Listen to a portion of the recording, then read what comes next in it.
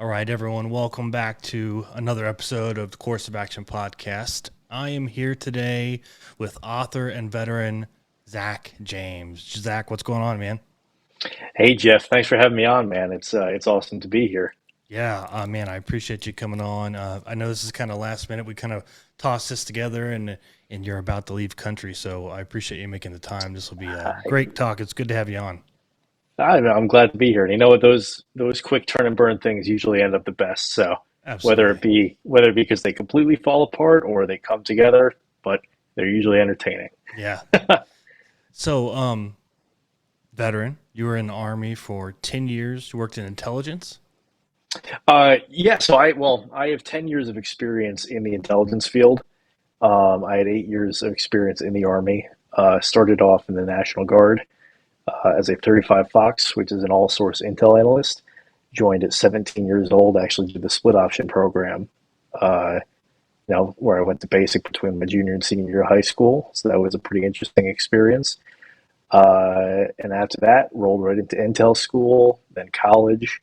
I did my first 2 years at Valley Forge Military College, where I got my associates in humanities. Then I rolled right into Norwich University's Bachelor of Science in Strategic Studies and Defense Analysis, which was a very cool. That was a cool opportunity because I was able to get into that because at that point, around 2016, I had re-enlisted into the reserves, where I was with a civil affairs unit as an intel guy, and then after that, I deployed to Horn of Africa with those guys, and was able to use that deployment as a jumping off point to get into the world of intel contracting, where I've been ever since, and that's taken me to some interesting places. I got to go to Afghanistan, even got to work down in Cuba for a bit. Stateside, I've been on both the DoD and the DOJ side of things, and now I'm getting ready to go back somewhere hot and sandy. So that's going to be pretty. I'm looking forward to getting back out there. I've missed it. Nice. Okay. Now I got a million questions now. So, first, briefly, tell me what was it like to go to basic training during those years of high school and then come back and still have to finish that year? Oh, it was surreal at first, because when I literally I think I got back to New York on like September 2nd of 2011, and my senior year of high school started on September 6th. So I had Wow. 4 days from getting back to jumping right back into being a normal high school student, which I wasn't, in the fact that I was still a robot. At that point, my personality Yeah, man. was Like, was just drilled into basic training mode still. Um, so it made I'd say the first half of my senior year was real weird in that aspect, but then a couple months in, I got sort of back to being a normal human.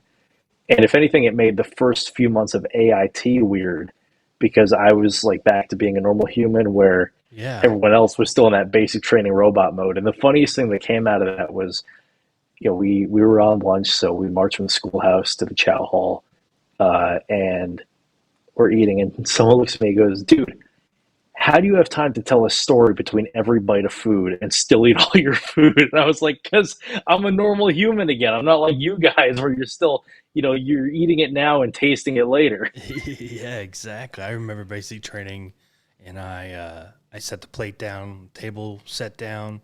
It was water, water, water, Gatorade, and then the most starchy carbohydrate food on your tray. Yeah. And then if you had time for anything else, it is what it is, but you got those priorities done. So yeah, I can't Yeah. imagine high school, military, high school, back to military. Like that's crazy. And then you went to Norwich, which sounds familiar. Is that up in the Connecticut region? So, well, first it was Valley Forge, which is down in Pennsylvania, and after that, Norwich I did entirely online. Okay. But they're out of Vermont. They're up in Northfield, Vermont, I believe. I think I know a couple of officers that went through Norwich. Real Yeah, historic place. Oh yeah, yeah. Yeah. Norwich, Okay. Norwich is This is it. extremely historic. I believe if I remember correctly, Norwich was actually the birthplace of the ROTC program. Okay. Yeah. I think I Um, know what you're talking about.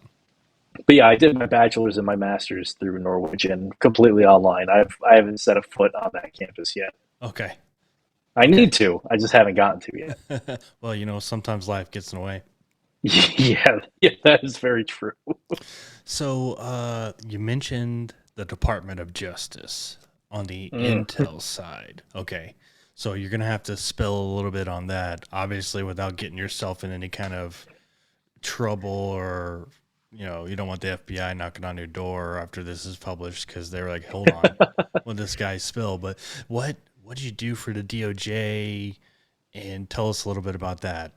So that's the whole reason I came back stateside. It just worked out where because I was working down at Gitmo at the time, and I was looking at coming back to the states to do grad school, and I got contacted for a contract that was supporting the FBI actually, out of their it was the terrorist screening center, now it's the threat screening center, in Northern Virginia, and that was interesting because it was Intel focused on the Department of Justice side, but all focused on counterterrorism.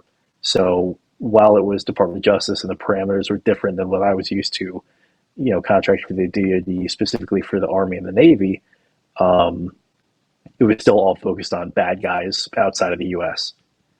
And it was really neat to learn the different systems and the different approaches of collection and writing and producing products for that audience.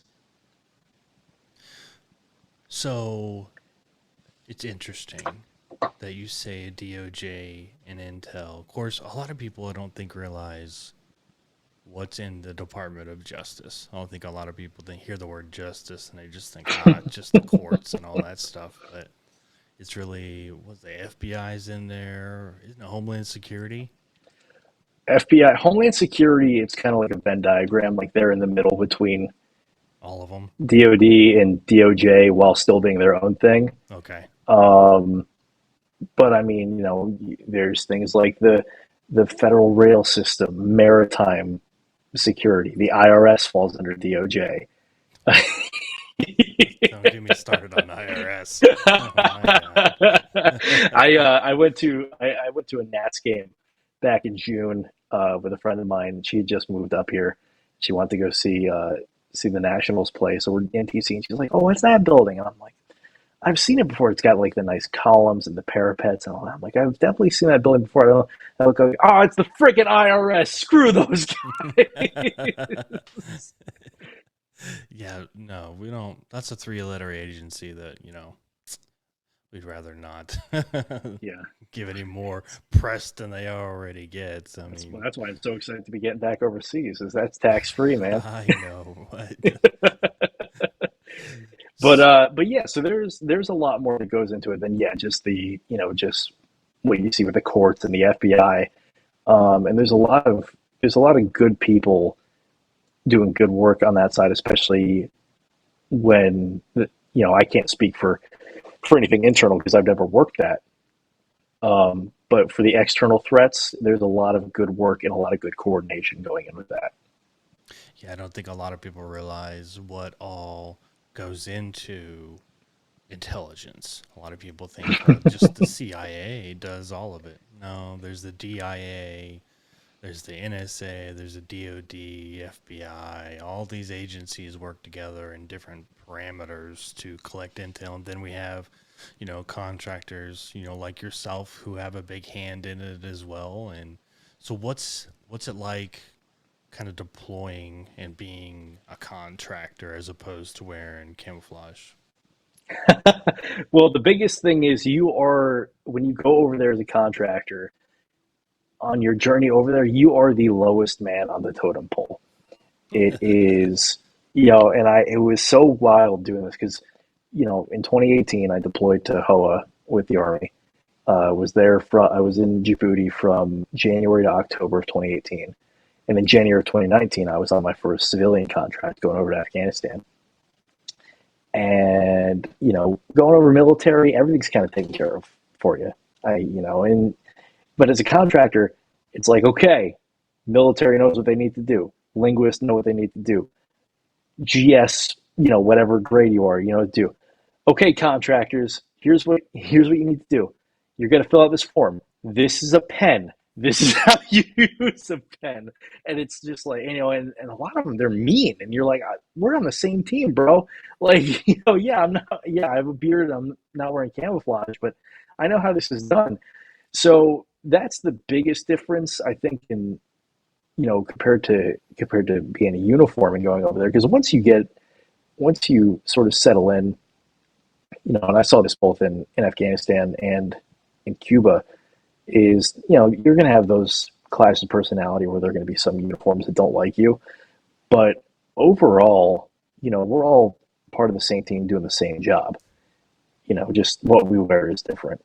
So if I've been extremely fortunate to be on several good teams, but yeah, those one or two,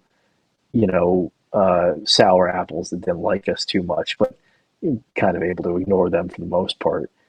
Uh, I would say, the biggest thing is just not having to worry about the sort of menial BS that, as a contractor, I don't have to worry about getting pulled to go do, pull out a Connex and do an inventory, or unload the bottles of water off the truck that's coming in, Yep. and things like that. So that's probably the biggest difference, because once the actual rubber meets the road, we're all doing the same style work. Yeah. It just, you've got your lane and that's supporting X, Y, and Z, and it all comes together for the overall mission. So, I think my favorite part of being a government civilian and working around the military still was when they went to go get detailed to do little peddly uh, crap. I looked at it and I yeah. go, that sucks. Now there were some things that, like, hey, we need someone to mop this skiff. Yeah, I'll do it. Or can someone take out the burn bin? Cool, no problem. Yeah, But team you want to player. go inventory your Connex? That's That all you, man. that's your Connex. Yeah. I took out the trash earlier, man. That's your Yeah. Connex. Those things are hot. No, thank you. Oh, especially when we were in Africa, man, that was brutal Hmm. because it was just just making out in this Connex yard, and that's just on the outside. It's equatorial, or it's coastal Africa. We were almost equatorial too, so just heat and humidity all day. It sucked. Mm, mm. Jeez. So let's talk about. I saw today that you went to the XCal event, um, around where you were, and you got to meet some really cool people. Tell me about that. I did, yeah. So the XCal event was out of XCal Shooting and Sports in Ashburn, Virginia, which is about 20 minutes from where I live. And another person on Instagram that I'm connected with, she reached out to me and she was like, "Hey, a couple of us are going to this event tomorrow. Are you coming?" And I was like, "Well, I had no idea this was even happening, but yeah, I'll be there. I'll meet you guys." And so that was cool because I got to see a few people I hadn't seen in a while, meet some people that I'd only talked to over Instagram and all that. And then, as it turns out, we had some pretty big people show up. I mean, I'm walking around, all of a sudden there's Taryn Butler, and I'm like, oh, like, all right. So I just walked up to him, and he's like, "Hey, how you doing?" I'm like, "Oh, I'm good." And I, shake his hand, start talking to him, and of course, then I start selling the author stuff. So now I'm on the hook to send him a couple of signed books. Nice. The guys from Guns Out TV were there. Guns and Gadgets, one of their reps was out there. I think he showed up like right as I was leaving, but Iraq Vet 8888 was out there today. I would have loved to have gotten some FaceTime with him. But it was really cool to see because that facility, XCal, is brand new. I guess they just opened up back in May, which makes me feel a little less bad about not going out there because it's so close to Yeah, it's me. still pretty new. Um, yeah, and it was really cool just to see all these different all these different groups from the 2A community because they had a couple of vendor booths out there as well. Get together, and they were all mainly there for the range time because they had all sorts of rentals going on. I guess I didn't get to do any shooting, but I guess they had like the whole lineup of the Terra Tactical firearms line there. Very nice. And they were going around doing interviews with different people. People were getting to do meet and greets with Taryn and all the other folks that were showing up there. And that facility is amazing. If I end up back in Northern Virginia, I'm definitely signing up there because so the bottom floor is their range and their gun shop, and on the top floor they've got a full gym, Oh, and it's like a state of the art facility.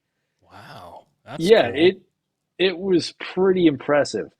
Um, but yeah, so because I was lucky enough to have some people ask me, I just happened to be in the right place at the right time to meet some really cool people and to get myself and my books on the radar.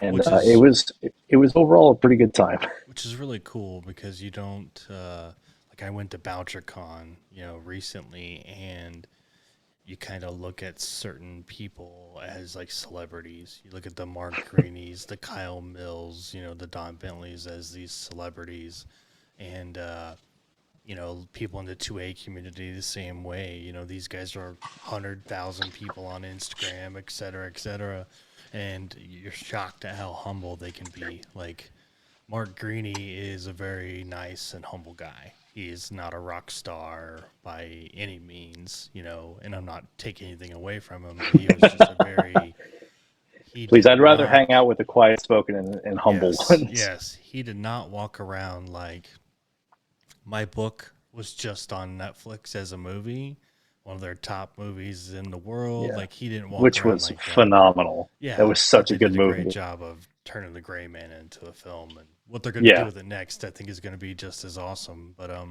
he didn't walk around like that. Neither did Kyle Mills, and he's one of the top, if not the top, writers in the fiction genre. So, it was really cool to meet those guys and talk to them. And Simon Gervais was maybe the most humble out of all of them, and was willing to give time and advice and talk, and he was really cool. So it's cool to go to those events and see people like that, and get to rub elbows with them. And I'm glad you're getting to toss some of the books out there. That's cool.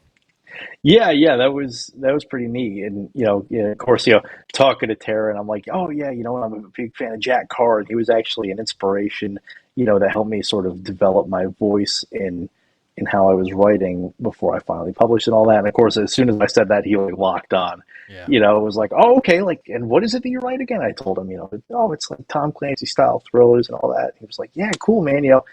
I I walked out of there with Taryn Butler's phone number in my iPhone, which I never thought I'd ever had. So I was pretty excited about that. That's cool.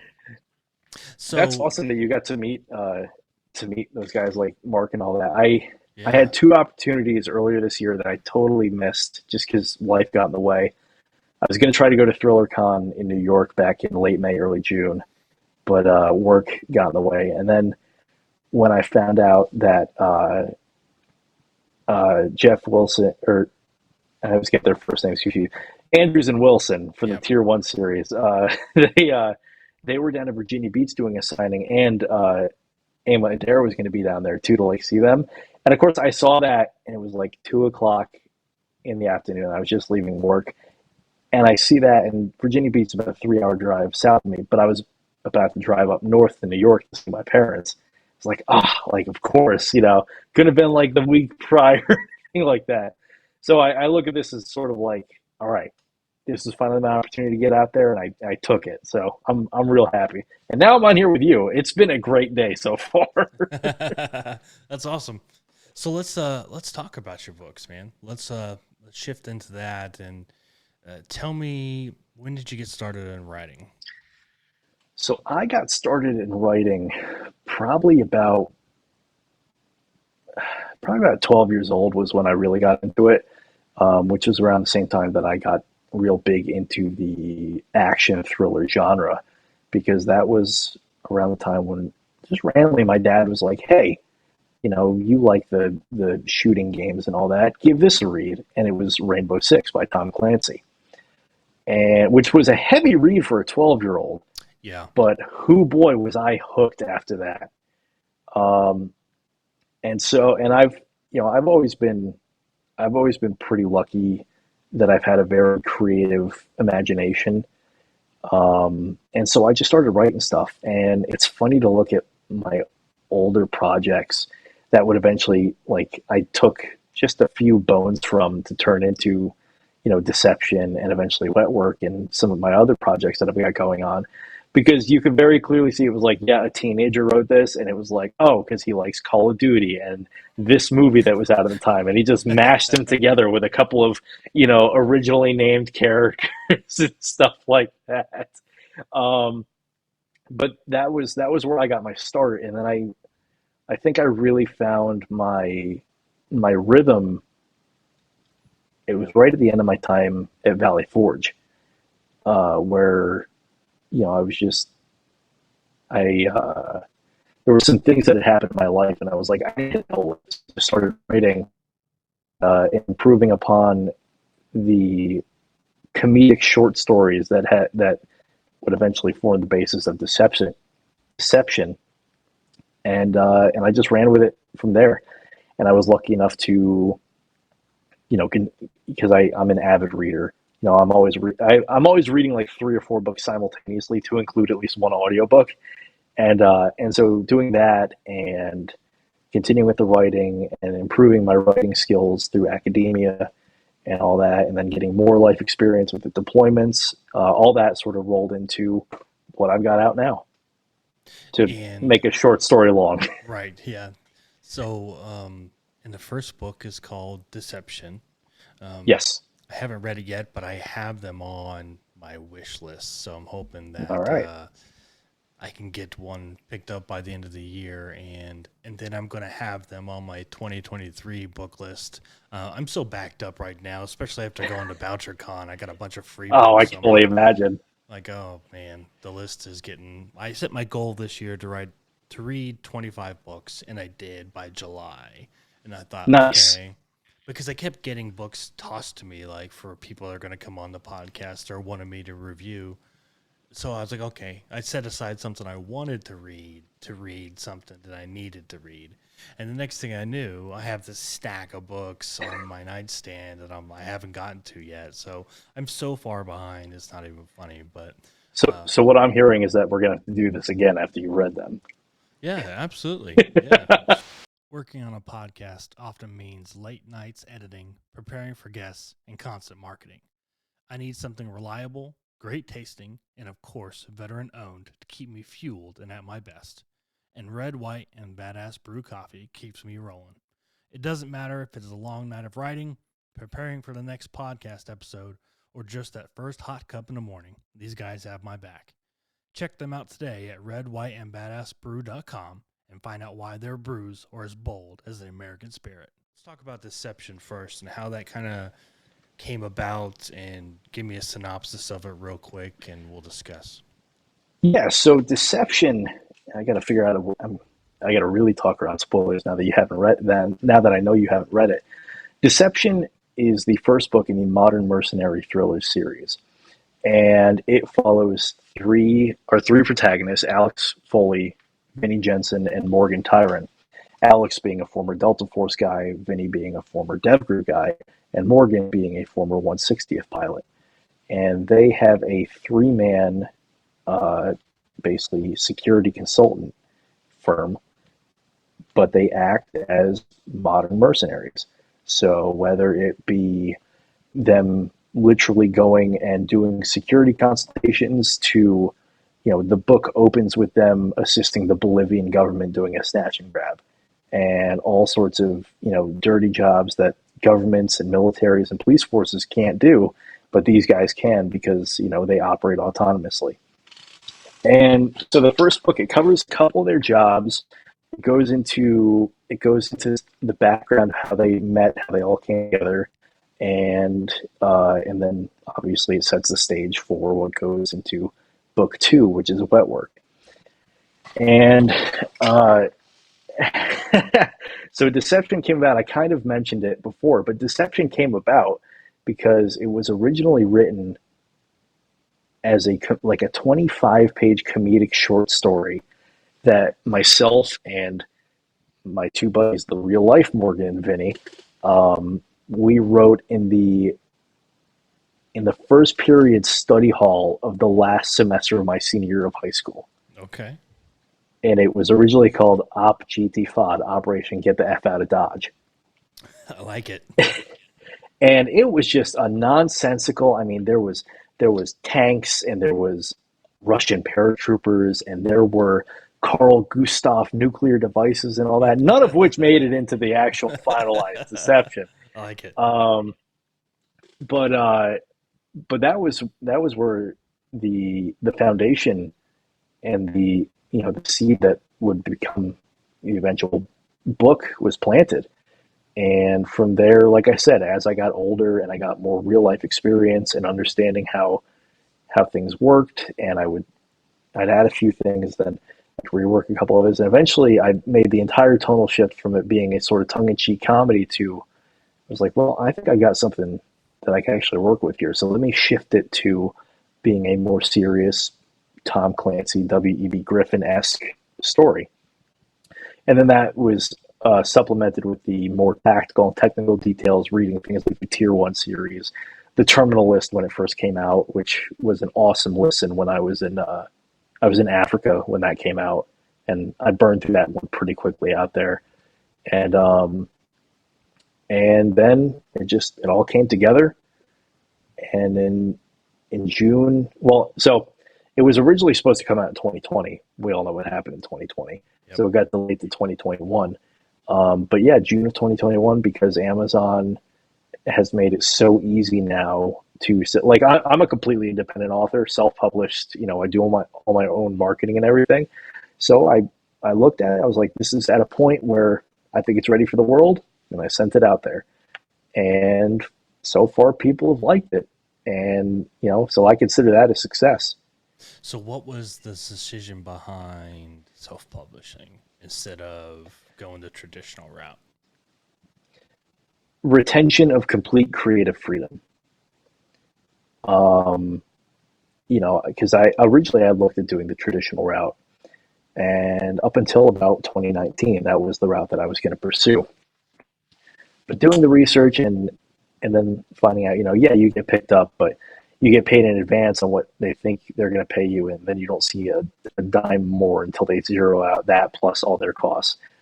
I think what really sold me on it though was, despite being in the military and all that, I don't like being told what to do, Yeah. especially as I've gotten older. So when I forget who it was. It was some GWAT vet who was talking about the publication process for his memoirs that came out, and this was back in probably 2016 that I heard this. But it was, this is what finally decided on it as I really got into it. Was they were like they were saying how when it came time for them to choose a cover, the publishing house came forward and they were like, these would be 16 designs that we came up with. Pick which one you like the most.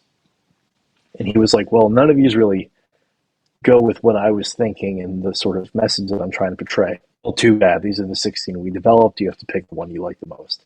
And I didn't like the sound of that at all, even back then.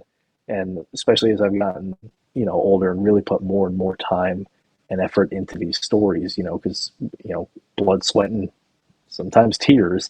Hmm. Uh, it's like, I don't like the idea of someone telling me what I can and can't do with something that I've put so much effort into and that I created on my own.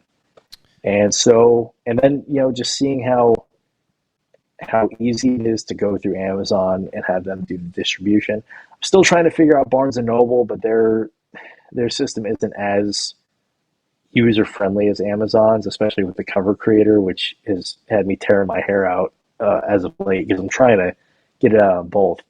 Um, but yeah, so yeah, just creative freedom. I made this. It's what I want to do with it, and I'm going to do what I want to do with it. So, as a government contractor, are you subject to having to submit it to any of the Oh yeah, agencies for review? oh yeah. Okay. There's it really irritates me because if you've seen Zero Dark 30 and or Active Valor and or Black Hawk Down, you know everything that's redacted, but there are a couple of redactions in both deception and wet work, that I am currently appealing for like the eighth time to try to get unredacted because, like I said, it's stuff that everyone knows about. You If you can play Google Call it. of Duty, Yeah. yeah, exactly. There are Wikipedia pages on these things, um, and hint, hint, nudge, nudge. It's all freaking Delta Force and SEAL Team Six related. In that Which it's the term there's Delta Force and more. SEAL Team Six. Those are what they Yeah. redacted. You know, It's and so stupid, man. I think when Jack Carr released Savage Son, he made a big post about it online and was kind of upset clearly at the amount of redactions that they did.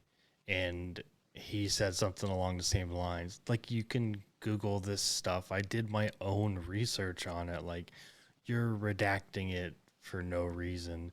And somebody I talked to, I think I talked to someone who's either at BoucherCon or was, I think it was at BoucherCon. It might have been Don Bentley. I can't remember, so don't quote me. But he said he submitted his work to one of the three-letter agencies, and they cleared it. And then they said, we'll clear it, but you have to send it to this other three-letter agency. And Oh he was like, no. why? I didn't work for them. And they're like, well, you have to, or we're not going to clear it. So he did. And then that agency redacted the other three-letter agency's title and information.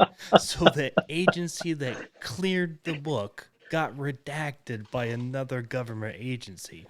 I was like, that's the most American government thing I've ever heard in my Yeah, life. yeah. The wheels of bureaucracy continue to grind forward. Um, well, the other thing that's really jacked up about it too, and I figured it out because there was one thing I ended up changing it just because it was so stupid to have it uh, blacked out. Is I think they've just got a list of terms that they could just control F for. They've just got some either contractor or government civilian that just does this all day, where they just control F through documents because the term was tier one. They didn't want, they wanted it blacked out, which there's a whole book series called Tier It's the One. most But generic word out there but for.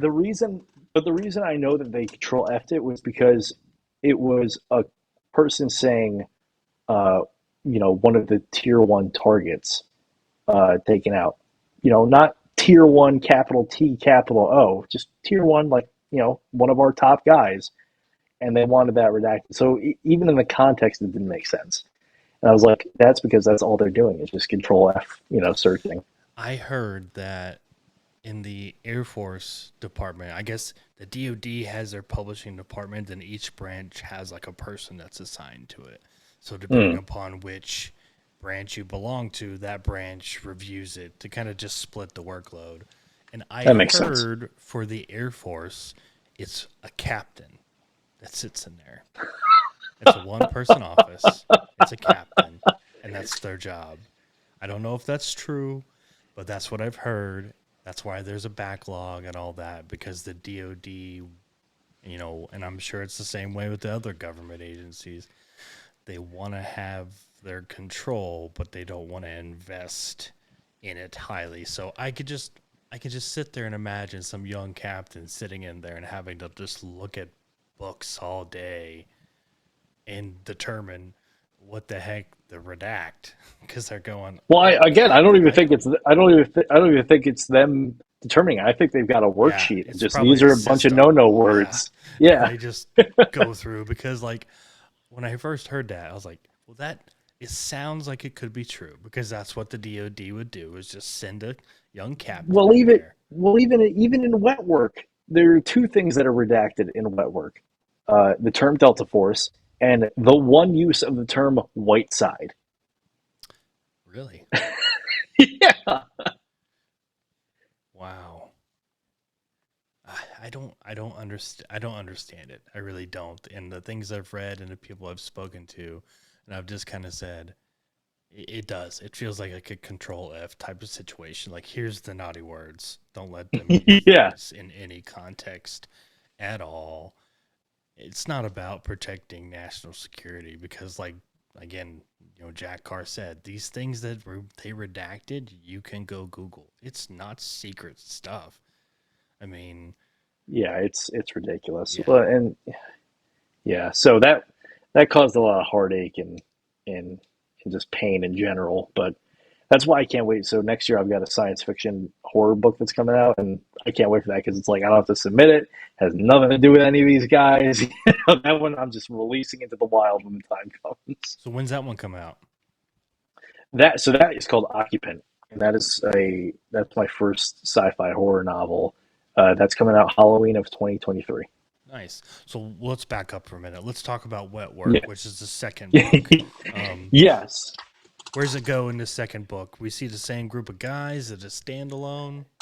Yep. So it is a direct sequel to Deception. It picks up a couple months after the events that end the first book, and it takes a much darker and more visceral turn because as of at this point, the guys from Morgan, Vinny, and Alex, their whole world is turned upside down, and basically everyone is against them, and they've got nothing to lose. Um, so, wow, it's really hard to talk around this without spoiling things. So it follows them, and they're all kind of separate and doing their own thing, and that'll make sense once you read Deception and understand how that ends. With a couple of where they almost coalesce, but they don't.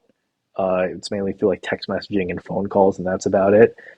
But it's basically two separate storylines that are running simultaneously that are then divided into two more separate storylines because each has like an A and B side. So on on Morgan's side, you're following Morgan and an antagonist uh, who's actually going after Morgan. And then on Alex's side, you've got him and then a secondary protagonist that's working toward a different goal, but they end up crossing together. And actually, it really warms my heart because the secondary protagonist on that has very quickly become a fan favorite from a lot of people who reached out to me, and I'm happy to hear that because I was planning on bringing him back in earnest in a later book in the series, and now I'm definitely going to do that. So Nice. Well, here's let me do something fancy here and switch up the screen, and there you can see the two covers of Deception and Wet Work. You might not be able to see them, but people recording can see it. So there's the two very cool looking yeah, covers so I they want to have get I to. want to give a quick shout out. So the cover of Deception was entirely done by my visual artist Bandito Bill on Instagram. Uh, he just completely knocked it out of the park. I gave him just a general idea, and that's what he came back with. That was actually my Christmas present in 2020. Was him hitting me with that image, which was phenomenal. And the second one, I want to give shout outs to him and my photographer, Eric Yanis, who he's got it. It spells esoteric, but there's like a seven in there and all that on Instagram. It's in the book, in cover credits and all that. So he did the photography, and then Bill did the editing. But actually, fun fact, that's me on the cover of Wetwork. Oh, really? Yeah, I did the photography where I put on the kit and everything for Wetwork and book three all in. Very cool. I like that. Very cool looking. Let's go to Amazon here, and I'm going to read the first couple description lines of Deception. Um, in the ever changing modern international landscape, men serving at the tip of the spear need to be able to adapt, adjust, and excel in any environment under any rules of engagement at any time. This can lead to men making hard decisions that toe and sometimes cross the line between right and wrong, which sounds absolutely amazing. And of course, we have Wet Work, the second one. And what happens when you pit men who have nothing to lose against those who have everything to gain? Awful good teasers, man. Awful good teasers. I really like the covers. I think the covers are just, they almost look like a watercolor painting. Yeah, Bill absolutely freaking knocked it out of the park with with that cover art. It was so cool to see what he did, and I'm really excited to see what he's going to do with the next one because I think the kit that I put together for the third book, I think that might be my favorite one so far because it's I don't care about spoiling the cover, so it's me obviously, but I've got my face covered still. I'm wearing a multicam hooded combat shirt from No Arm Tactical with the hood up and everything. I've got my kit on. It's an OD Velocity Systems kit, and just jeans and a battle belt. But it just and I've got a real aggressive stance, and it looks real good. And I think it perfectly captured because basically the tagline for book three is the gloves come off. They're going after this group of people that turn their lives upside down, and all the stops are pulled. Nice. So Deception came out in 2021. Wetwork Yes. came out this summer in 2022. So Yep. we're gonna see All in 2023 sometime. When? May of 23. May of 23. And then of course you said you had Occupant, which is separate. But when do you expect to deliver that? That'll be Halloween Day 2023. Okay. So where are things going in All In? You said the gloves are coming off. Spoiler free. Why should people pick up the first two and definitely mark the calendar for the third one?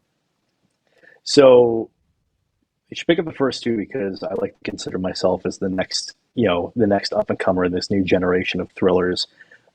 Especially because a I write sort of a subject that's not really covered, which is modern mercenaries, contractors, whatever the term is that they want to use. Where I finished listening to your episode with Steve Stratton earlier today, Thank you. and you guys were talking about how there are different groups that aren't really written about. Whether it be the National Guard or the sort of tier two guys, things Hmm. like that.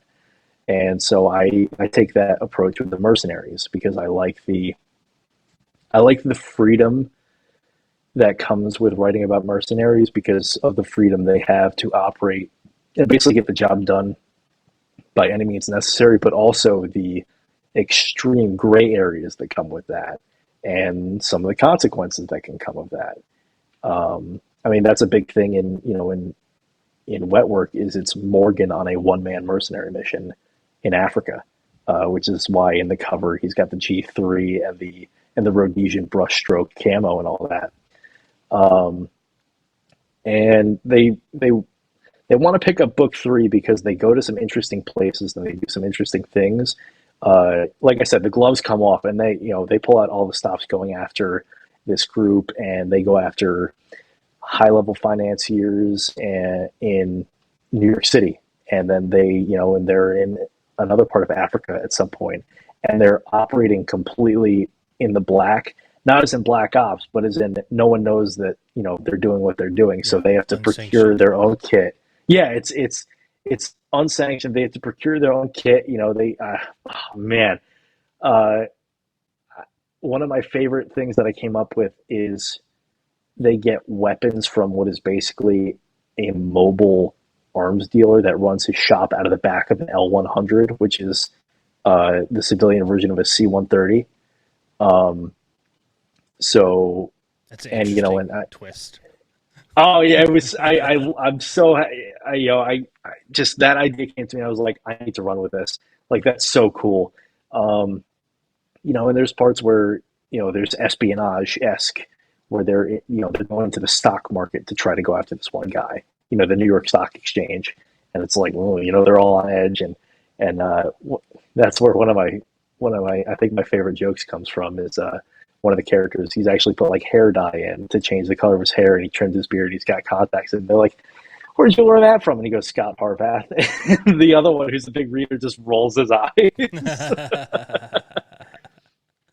I like that little Brad Thor drop there. That's Hmm.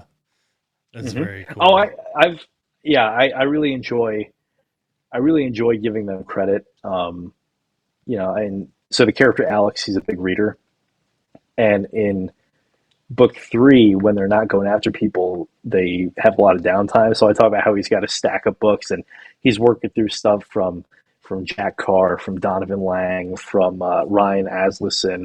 A lot of the veteran authors who I like. I love giving them little shout outs of like, yeah, this is a guy who's on par or like comparable to their main characters who enjoys their work, Yeah. because of that escapism, Yeah. but it's also, it speaks to him. I love that.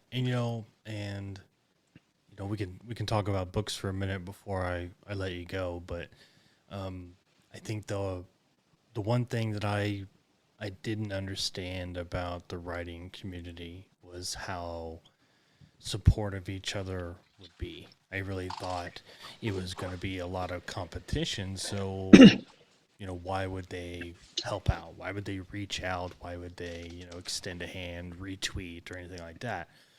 And I was just shocked at the amount of support that I got. Even when I pushed my nonfiction book and I said, this is my first offering, do a nonfiction leadership book, and that I'm going to get into, the fiction side.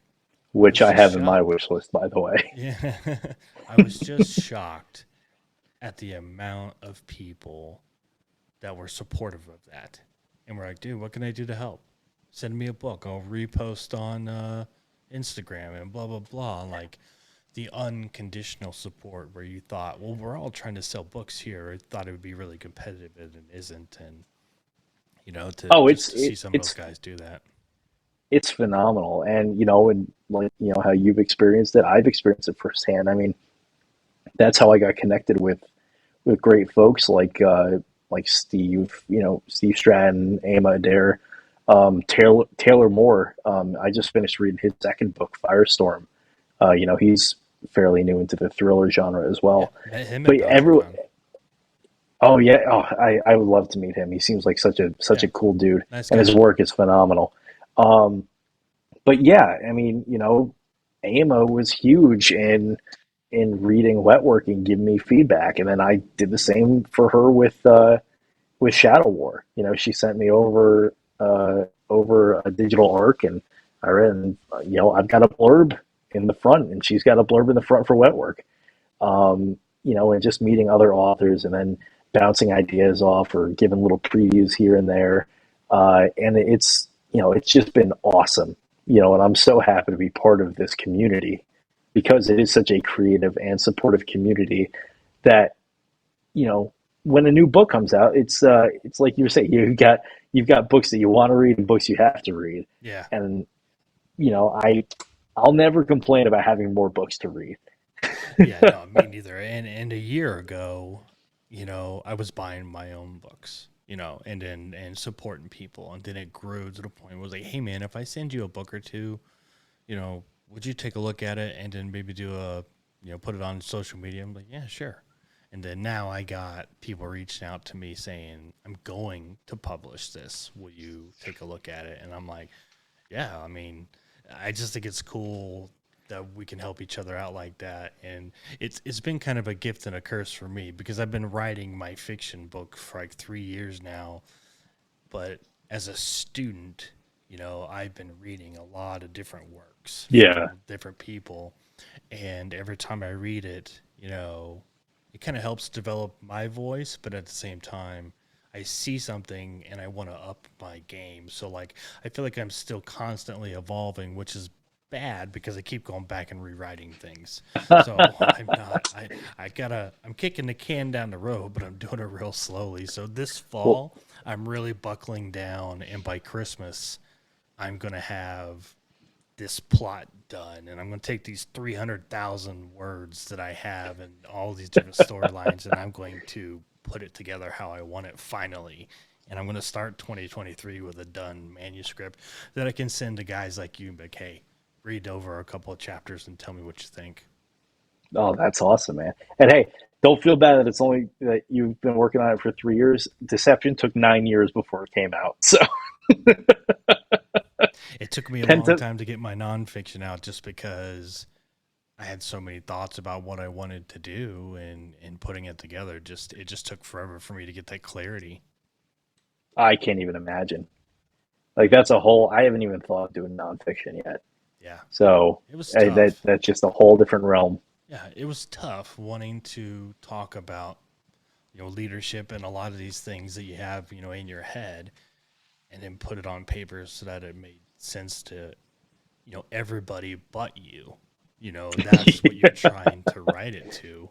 And it was hard. And then working with the editor, they were like had all these questions and I had to revise so much stuff and it was like, but it really made me realize you don't write a nonfiction for you, you write it for everybody else. Yeah. And that was tough. But yeah, so tell me a little bit more about All In. And you said next May, so you're getting Yep. ready to leave, go out of country, and then you'll come back. And I'm assuming you'll be hardcore into promoting this. Well, actually, so I'm gonna be gone.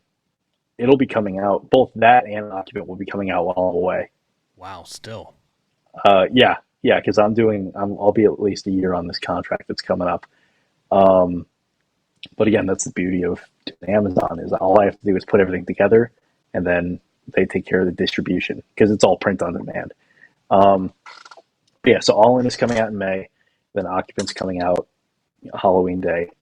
Um, but yeah, that's once I get over there, that'll be a big thing is pushing those and really stepping up my advertising and my marketing game.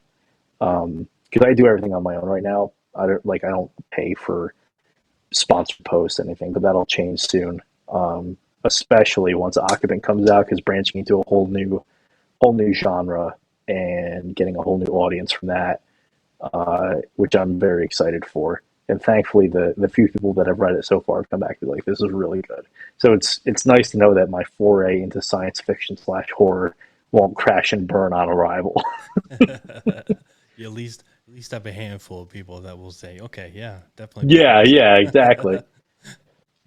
So, okay, so you're gonna be out of country. That's definitely a challenge, but we'll have to do this again, after or around when All In is hitting the shelves. That way, Oh yeah. see If if we can't anything, give it a it's little yeah, bit of a I push. might have to I might have to pull a late night so we can coordinate this. You know. Absolutely, yeah. So before I let you go, tell people where they can go find more about you. Yeah, so the biggest area that they'll be able to find about me is on Instagram. That's at author Zach James. Zach spelled with an H, the proper way. um, and that's where I'm the most active, where I post the most stuff. I'm slowly expanding onto Facebook and Twitter if I can figure out how to work Twitter, because I'm the most technologically illiterate millennial out there.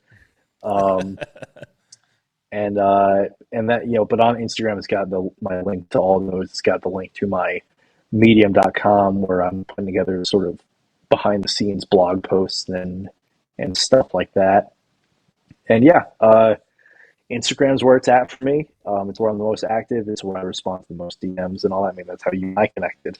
So, but yeah, if anyone is interested in checking my stuff out, all the books are available on Amazon. Well, all the books that are available on Amazon right now. And yeah, that's where you find me. So definitely go pick up Deception and Wet Work right now. Mark the calendars for May of 2023 for All In, and then of course Halloween 2023 for Occupant. Zach James, it was a pleasure, man. I appreciate you. Stay in touch, and we'll definitely do this again next year around when the books release. Yeah, absolutely. And thank you so much for having me on, man. I Of really course, enjoyed the man. show, and I'm happy to be here.